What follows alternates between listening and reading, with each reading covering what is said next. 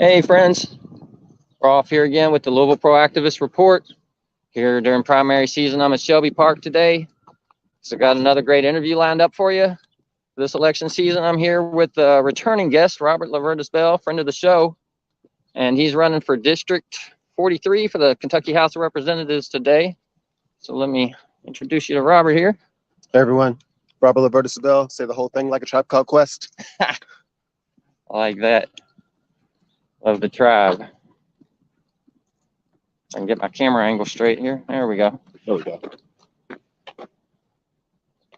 Brand new phone. So first interview with the new phone, y'all, new camera. So hope you all like it. But yeah, man, appreciate you coming back on today. It's always a pleasure to have you on. So yeah, let's gonna get into it. Let people know a little bit about yourself. I know you're on before, and people should go back and watch that after this. But for those who didn't see that, just give a little bit of your background, who you are, and your ties to the state here. Yeah, so my name is Robert LeVertis Bell. I'm a teacher, a father, public school teacher, father, longtime community organizer, community activist, neighborhood advocate. I live here in Shelby Park. Ross, my neighbor over here. That's right. About myself, so I've been active in the community or in various communities in many ways since I was a teenager. I grew up, I cut my teeth as a young activist, working, collating newsletters and stuff with my grandmother, Maddie Jones, and Braden, all those people. Became a youth activist, worked on a project called the Brick House, Brat Magazine, Louisville Anti-Racist Action, organizing against organized fascists, organized racists in the police. I grew up, had a family, continued, being in the community, supporting various causes, became really active in my union, both as a graduate student and then later as a public school teacher. I teach at a school called Olmsted Academy North in the south end of Louisville. And I'm running for State House, District 43. I'm very active in Louisville Democratic Socialists of America, the Democratic Socialists of America. We have about 450 members, give or take, in the Louisville area, about 100,000, give or take, nationally. We are trying to build a democratic path to socialism. And one of the terrains that we work on primarily is electoral politics. I think that we need strong leaders who are willing to represent working class interests. The ruling class has two parties. We need at least one of our own. So we need advocates for the working class who are not compromised, who are not taking money from developers, who are not taking money from, who are not run by the oppressive capitalist interests. So that's why I run. That's why I do what I do. That's what keeps me up at night. What gets me up early in the morning is I want to make the world a better place for all of us, my children, your children, and everybody in between. Nice. Now you mentioned District 43 for which you're running for. Now we just recently had redistricting. I know a lot of people, it's real confusing how that went, and not everybody knows what's what now. So kind of explain what all's in District 43, who all can vote in your race. Okay, so first off, when I thought to run this race, I was actually in District 42. Our neighborhood, spin the Justice camera real quick. Yeah, I don't know what it's doing right there. Our neighborhood, Shelby Park, was in District 42, where Reginald Meeks was the sitting state rep. I filed against Reginald Meeks, not because I think that he's a terrible guy. He just wasn't showing up to work. He actually had showed up to work to vote at the last session. I think he was the person who showed up the least, a 30-day session. I think he was there 11 days. So anyway, I filed to run against him. Different things happened since then that we don't have to get into, but the fact of the matter is I got redistricted into District 43 back in January when the Republicans' maps came out. So District 43, there's a lot of talk about redistricting and really some of the harm that it's done. And I completely agree to some degree, but I can say this district, District 43, is now the most progressive district in the state of Kentucky. It includes Shawnee, where I grew up, Portland, Russell, all of downtown, goes a little bit east into Butchertown and Nulu. Then it came down, they added the part that I'm in right now, which is Shelby Park, also Smoketown, also part of the original Highlands, part of Germantown, Phoenix Hill, Irish Hill, Yeah, I think that's about it. Oh, and it goes all the way east to Mockingbird Valley and some Bushytown, Brownsboro, Zorn. So it's a large district. Obviously, every district in the state house should represent about 1% of Kentuckians. I do believe this is the most progressive district in the state at this point. Okay. And now, this isn't your first run for office.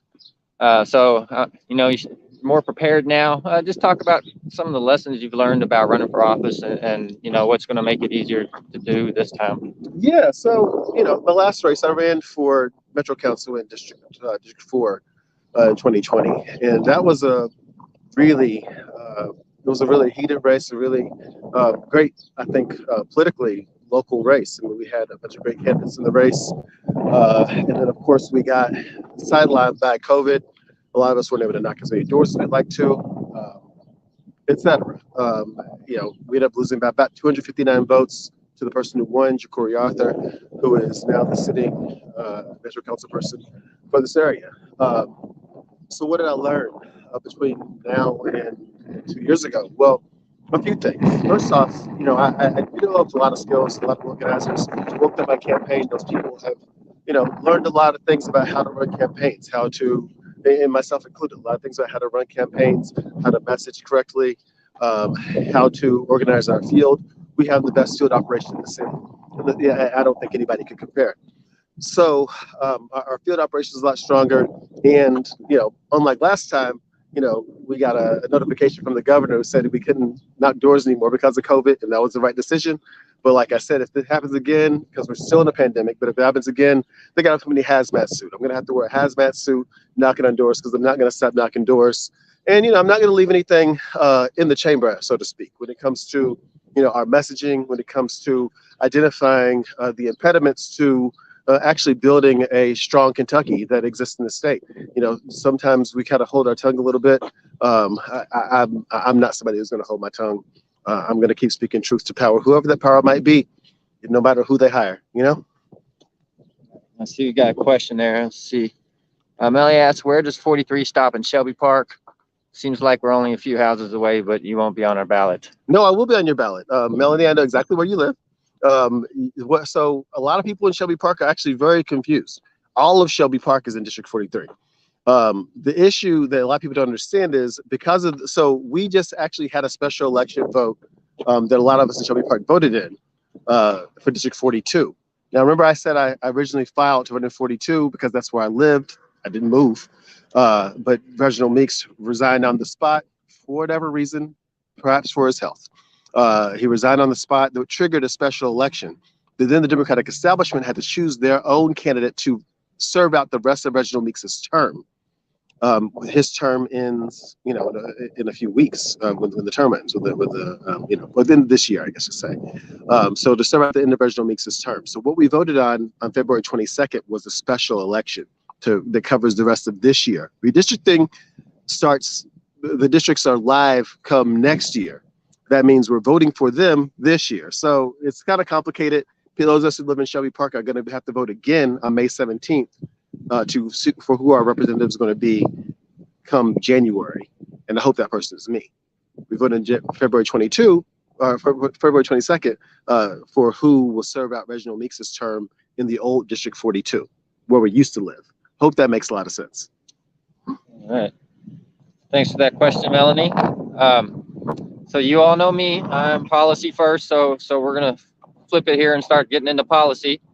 And you mainly got four large topics that kind of seem to be your priorities. Those are schools and education, housing, labor, as well as sustainability. So we'll break those down for you. But let's start with the one that I know is near and dear to your heart, maybe the most, and that's education and schooling.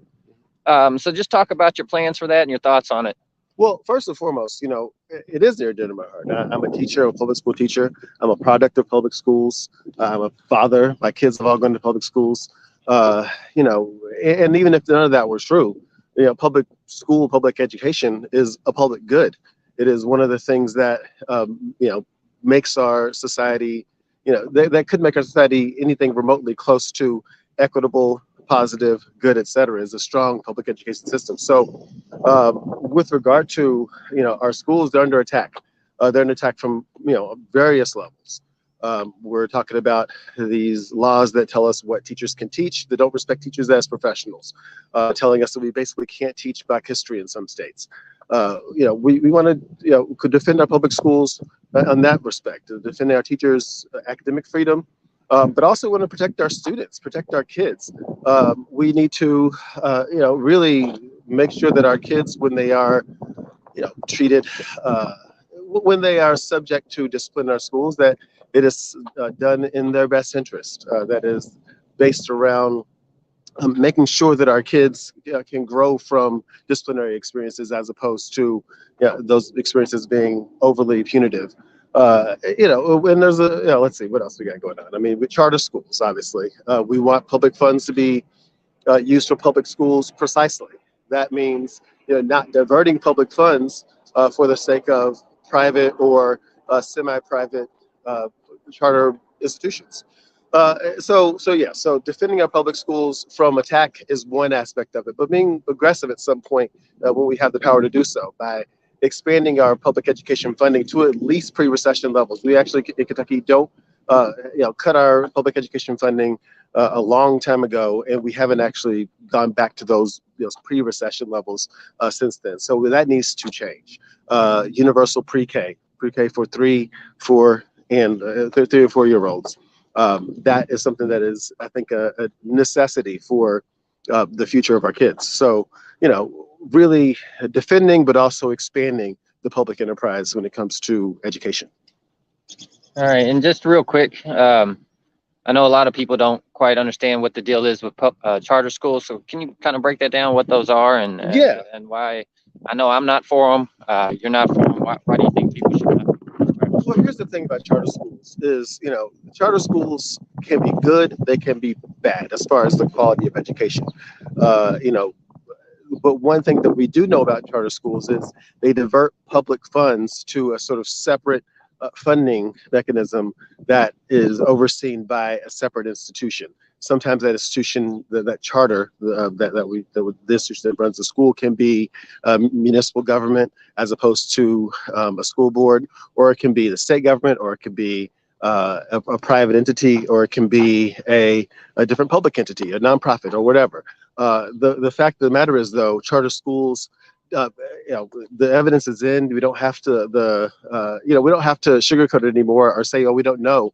The evidence is in. Actually, charter schools don't have better outcomes for our children in general than public schools do, and actually they make our public school systems worse by diverting the funds from them. That's just simply true. That doesn't mean that all charter schools are bad. There are actually some charter schools that I think are actually, healthy and good qua schools.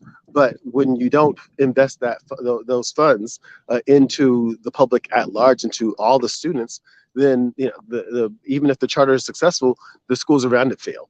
So I'm not into education because I want a few individual students to get a good education, a quality education. Everybody else suffer. I want all of us to win. I want everyone to win. I want all the working people to win. Right. And Melanie's got another question here. How do you think the most recent news on the school choice proposal will change the racial demographics considering the segregated neighborhoods? That's a good question. So, to go back to just the system of desegregation in the city of Louisville, Louisville JCPS is historically one of the most committed to desegregation public school systems in the country. And of course, you guys probably know the Supreme Court really did a number on the desegregation system that we had growing up here in Louisville when I was a kid. So it used to be that every school, I believe, had to be at least 15% Black and no more than 50% Black. That was designed to make sure that there were no schools that were predominantly Black in a city that was about 30% Black. And that was, and the reason for that was that people did not expect that our entire city, especially including the white citizens of the city, would want to completely publicly support schools that were predominantly for Black students. I think that was the general sort of reason for the desegregation policy that we had, was that we wanted to make sure that everyone in the city, especially the white people, but also the black people too, felt like they had a stake in the public school system. Now, obviously, that didn't actually work out entirely. We had a situation in which the private school system grew dramatically after desegregation in response to desegregation. And so then the public school system had to come up with different ways to deal with that reality, the creation of magnets and so forth. And, any of those solutions always came with detriments, always came with sometimes, de facto resegregation, sometimes de facto intra-school resegregation. There was a story that I recall about the principal of Mazik Middle School, which is where I went to middle school, who showed his faculty compared these two schools, gave them a bunch of data about two schools. He said, look, this school right here is the most successful school in the state. Their students end up going to these schools, these colleges, etc. This school right here has a bunch of students, and many of their students end up, going to prison, etc., etc. And then they asked them to compare them. What are these schools doing right? What are these schools doing wrong? It was the same school. That school was Mazik Middle School. Mazik Middle School that I grew up in was diverse on paper, but was intra-school segregated. So anyway, all of this to say, and this is a long-winded answer to your question, Melanie, we don't actually know what the consequences of the new school assignment plan are going to be on our neighborhoods, on the students themselves with regard to segregation, because it's like whack-a-mole. When it comes down to what we can actually do to desegregate our society, to make working families comfortable, happy to put their kids in public schools, that's going to take a lot more than a simple plan. Because the fact of the matter is, we put a lot on schools, right?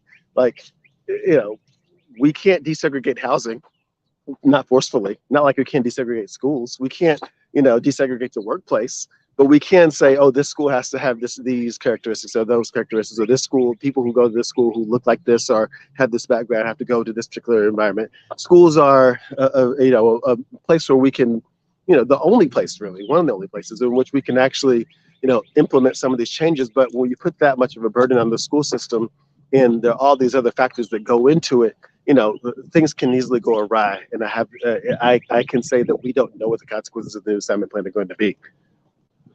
No, we're on a time limit, but I want to squeeze in one more question about education. I keep going. All right. So talk about, I want to phrase this, talk about working conditions for teachers and just kind of your outlook on that.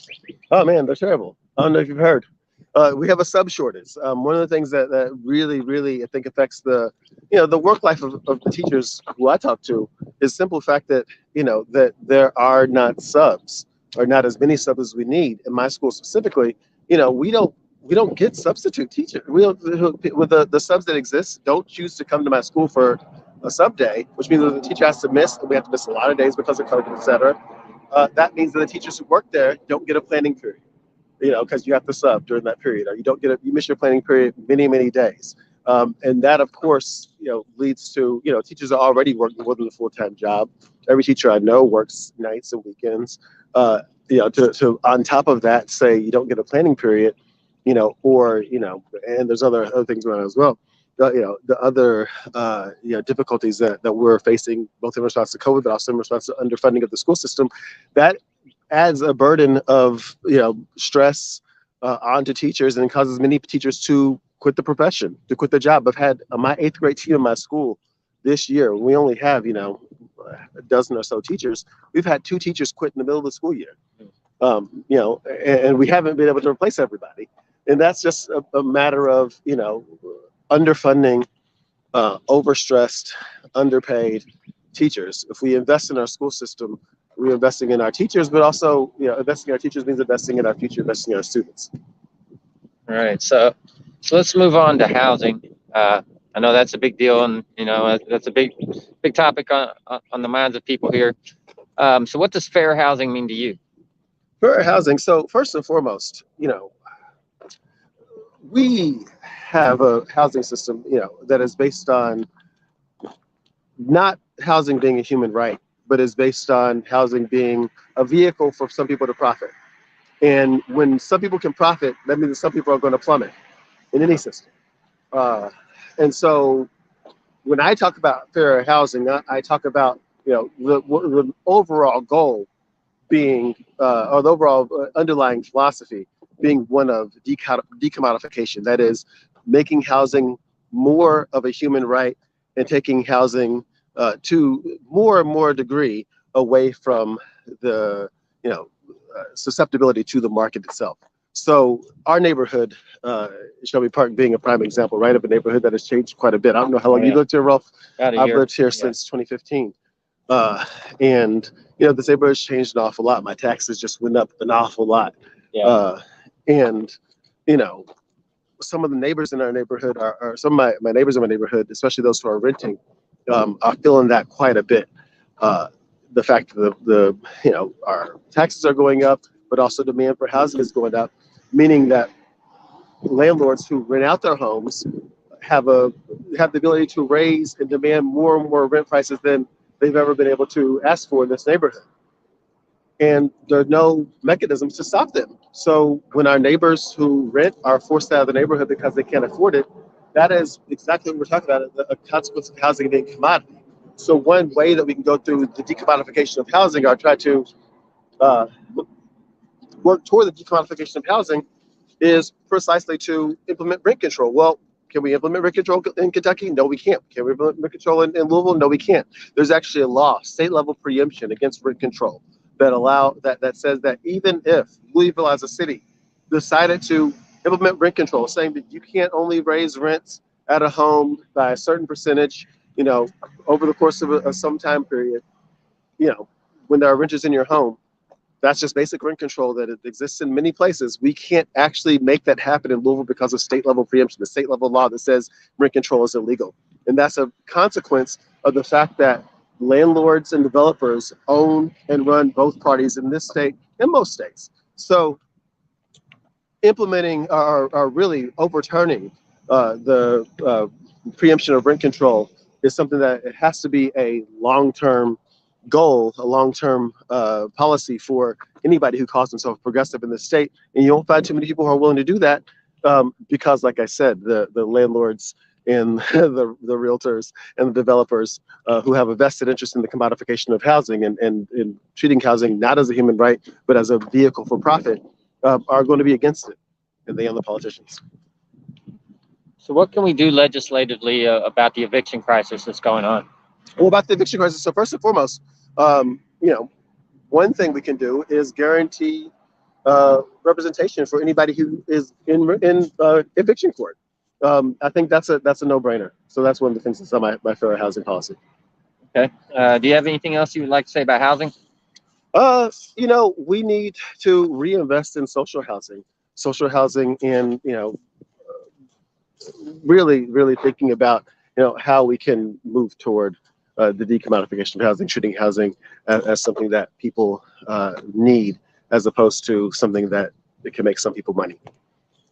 All right. So let's talk about labor and jobs a little bit. Okay. I'm a union guy myself, as my viewers know. I know you're a union guy.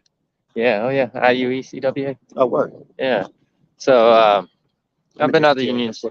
Yeah. I've been Teamsters before as well, a couple times, as a matter of fact. But yeah, talk to my union brothers and sisters out there and give your thoughts on unions. Oh, my thoughts on unions. Well, unions are the hope for the working class.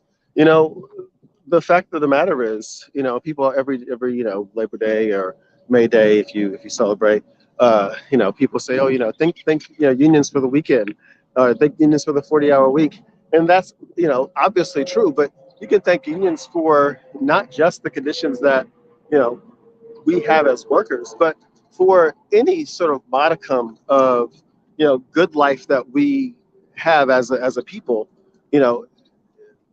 A consequence is a consequence of the fact that unions have made a world in which people can expect more from their work.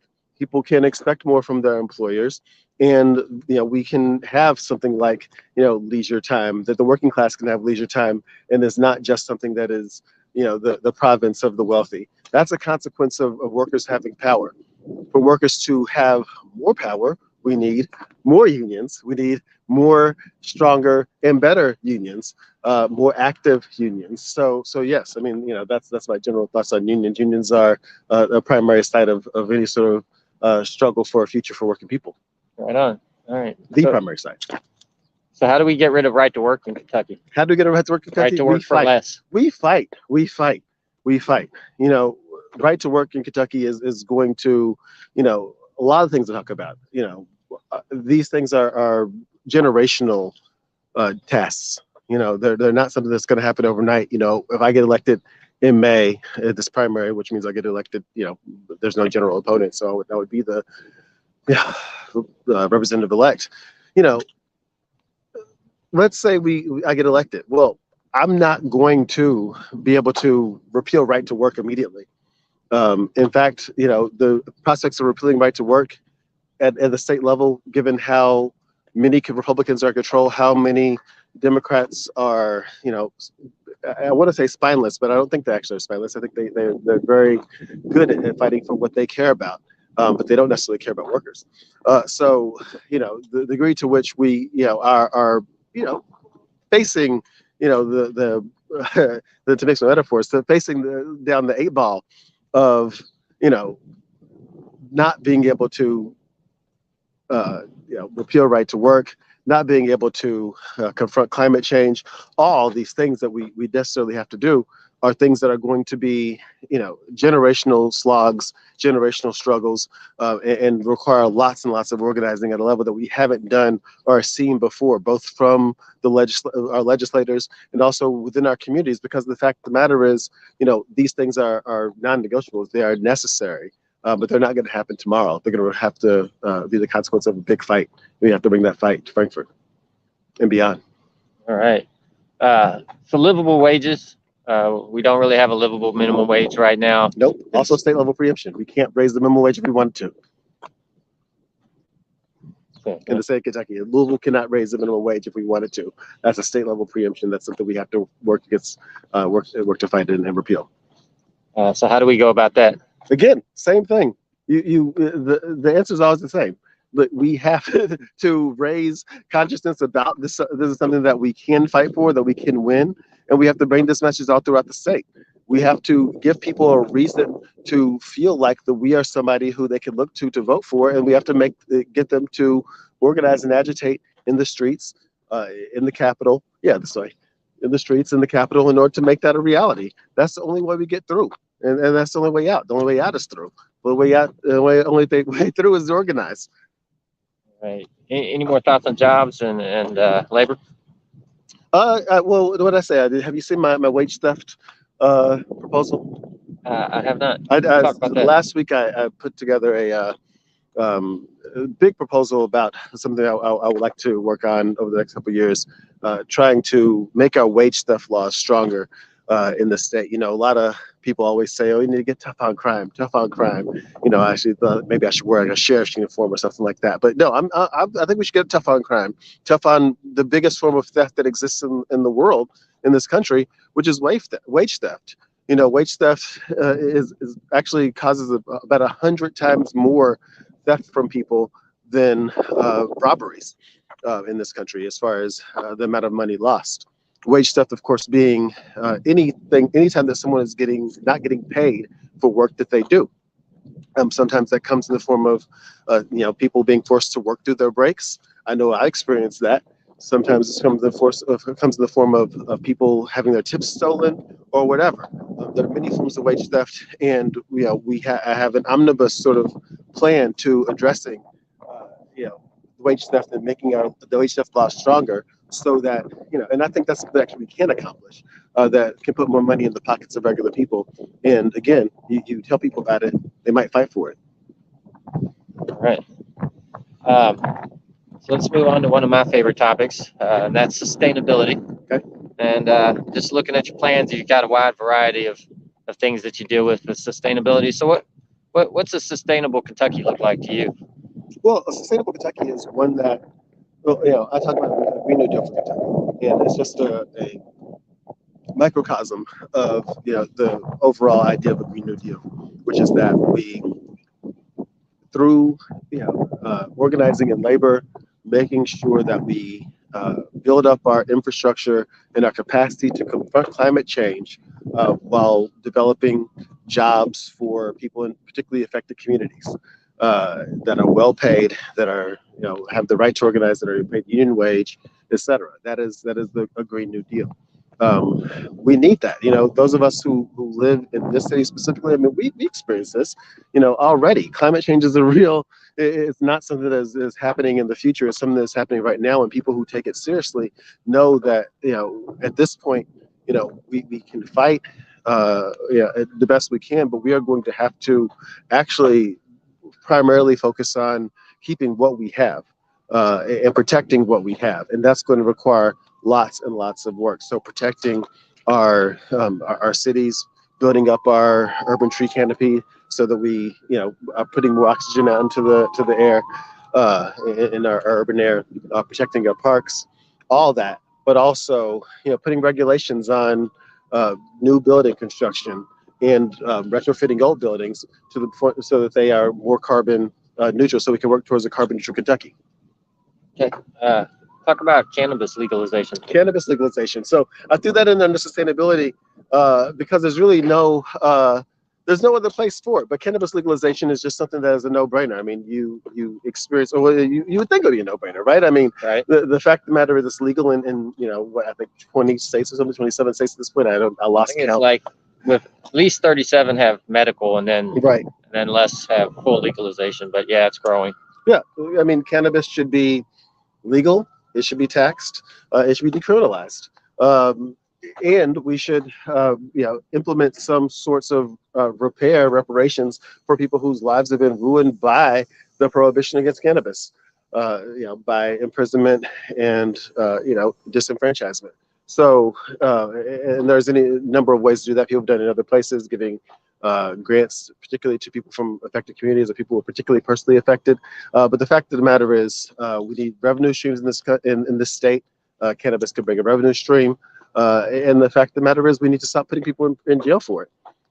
So cannabis should be legal. It should be taxed. It should be regulated.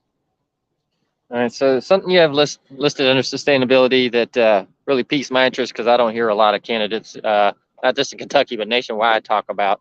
So I really appreciate seeing this on here, is the public ownership of energy utilities. So explain that to the viewers and your thoughts on that. Yeah. So, fairly recently, LG&E was actually owned by a foreign company. And even to this point, it's not owned here locally in Louisville. It is a for-profit entity. We're not going to, actually change and make our energy infrastructure more green and more, and actually, based around the needs of people. And one of those needs that people in general will have is the ability to survive climate change. We're not going to be able to do that to our energy infrastructure until we take some democratic ownership of the energy companies. So that's to me, that's what that means. That means if we have democratic control of LG&E and other energy companies, then the people themselves can decide whether the policies and practices of these companies are beneficial to our society as a whole, as opposed to looking precisely at the bottom line of whether this is profitable or not. Right. I like it. I like that a lot. So are there any other policies you want to talk about that aren't necessarily among the four that we've talked about so far? I mean, those things, those four are like an omnibus. They're they're education, they are jobs, they are sustainability, they are all the aspects of what we need to make our society, make our Kentucky a strong one. So it's not like it's so there are different parts of all of them that I think are something that we should be fighting for to make our state strong, make this Commonwealth a stronger place. See, there's another question there. I've got one for you real quick, and then I'll ask this other one here, and I think we'll kind of wrap it up after that. But anytime I interview a candidate, I got to go with my main advocacy, and that's at the national and state levels for net neutrality, at the city levels for municipal broadband. So are you familiar with net neutrality? Yeah. We actually talked about this before. I knew you were going to ask this because this is your thing. It's getting around. I love it. No, we talked about it already. Hey, what's up, Doc? Yeah, we talked about it before. Yeah, of course. Municipal broadband. I mean, not just municipal. I mean, federally broadband. We can no longer treat the internet as if it is, something as is a luxury. The internet is something that is a utility that all of us use, need in our lives, and to that degree, should be regulated as such, and much like other utilities, should be brought into the public sphere. I truly believe that. Yes, and of course, net neutrality. I mean, that's should be a corollary of that. The internet should be not subject to. Sorry, the rain. The internet should not, be a tiered system where large corporations and powerful entities have more of a right to that internet space and to broadband and to faster speeds than regular people. It should be neutral. I believe in very much in net neutrality. All right. So if you get elected, I'd love to work with you on a net neutrality bill for the state. So I'm gonna hit you up after you win this race. Yeah. All right. Absolutely. Let's see what Melanie's got another one here. Let's see what it says. What gun law legislation do you support? Do you think gun buyback programs will work if enough money is offered? We've had 2 shootings this month on our street and yours. Yeah. So there was somebody who shot outside my door, as you probably know. Right on the corner. Right. Actually, Yeah. we're literally right here. Just a couple weeks ago. Thankfully, he seems to have survived. But it's a really, really horrific thing. And then, of course, someone was murdered. Someone was murdered just 2 blocks over there. Not that long before that. It was like the day before. Yeah, it was like 4 or 5 days. But yeah, it's been a horrific time. And gun violence. One of the things that I like to talk about, that I do bring up, is that a lot of times people, especially on the left, especially people who don't actually live in places that are subject to gun violence, tend to be pretty flippant about the reality that it's not safe out here for everybody. The people are very flippant about it.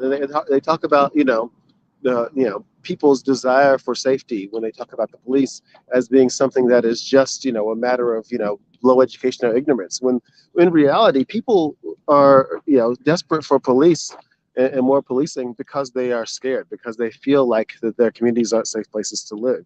Now, I think that policing, especially the over policing of the experience, policing as we know it, let's say, is not a useful tool for making people safer. That crime, especially gun violence, is a public health problem, and it requires public health solutions. And there are a number of public health solutions. Melanie asked you about gun buyback programs.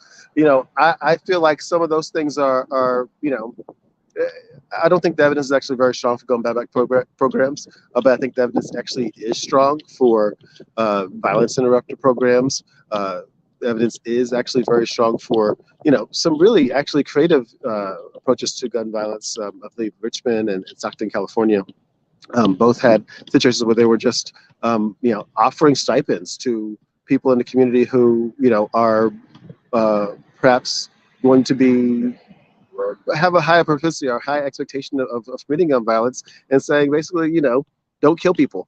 And that actually has a tendency to work in a way that it just kind of blows people's minds until you think about the fact that most people's who are have a tendency towards gun violence have some of the same concerns that all of us have, but are more pronounced. They're worried about how they're going to make a living. They're worried about what sort of world they want to live in, and they don't have good tools, good skills for confronting the difficulty they face. And so treating those people, treating our public violence issue as a public health problem with public health solutions that requires counseling, that requires actually investing in our communities, and that it requires sometimes really bold approaches, can actually be shown to have a greater effect than any sorts of more punitive laws about whether people can own guns here, what kind of guns people can own there. or gun buyback programs. So yeah, I'm very much concerned about violence in our community. I don't always feel safe in my own community, and I want everyone to feel as safe as some of the safest people feel in the city and in the state. And the way that I think to do that is to we have a lot of social democratic solutions to these problems that I think can affect violence, gun violence, particularly from the supply side, if that makes sense.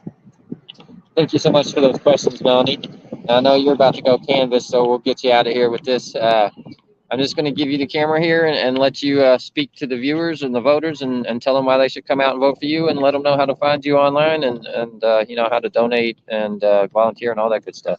Yeah, so my name is Robert LeVertis Bell. I'm running for District 43 at the State House. The argument for me is simply, look, I am someone who is going to actually bring a fight for our communities, for working people, to the state of Frankfurt in a way that people have never seen in the State House before.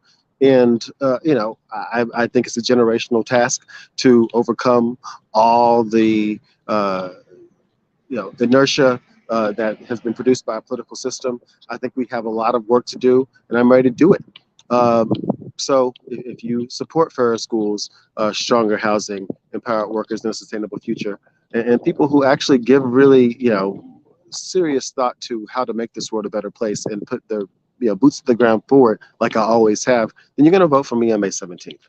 You can go to my website, that's belforky.com. That's number 4, like a Prince song, Bell4KY.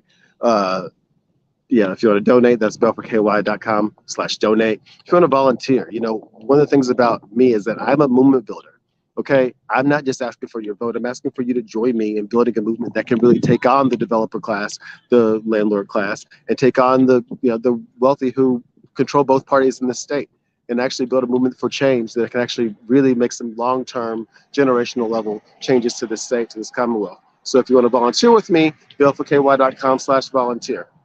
And we have a big team. We have a strong movement. We're not going anywhere. They can't scare us off. They can't buy us off. They don't know me, and I'm nobody's crony. I'm here to fight for the people, and that's it. Awesome. And thanks so much for coming back on. I appreciate it. I know it's cold out here. We're walking around the park. It's not a warm day like we had hoped that it was. But yeah, so check out Robert's website. I will say that I'm not really announcing my endorsements from the show yet, but I'm going to go ahead and say right now I'm endorsing you for District 43, and you have my full support. So hopefully, if you know anybody in District 43, share this out with them. Send it to them. People need to know about who's on the ballot, and I think Robert's an excellent candidate, and he's a great person, and would really work hard for us in the House. So, if you agree with me, throw this man your vote, and potentially more. Donate your time, donate some money if you can. And yeah, if you want to learn more about Robert, check out our previous video where we talked about his previous campaign, and you get to know Robert even more. So that's pretty much it for now. I'm going to try to come up with some more candidates to interview for you all and let you all know who's on your ballot. But till next time, you all, remember, always think critically.